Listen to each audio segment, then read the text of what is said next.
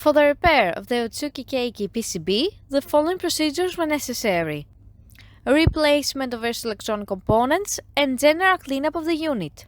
For testing, we had a 220-volt AC power supply, a potentiometer as input signal, and a multimeter in order to measure the milliamp output. By turning the power supply on, the unit reacts and we can see the rise of the measurement on the LCD screen as it catches up to the input of the potentiometer.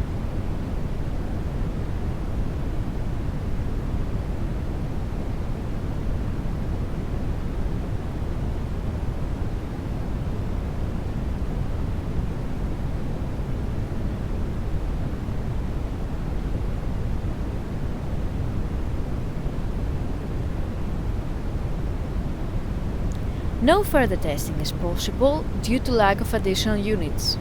It is now clear that the PCB is working successfully and is ready to be delivered to the customer.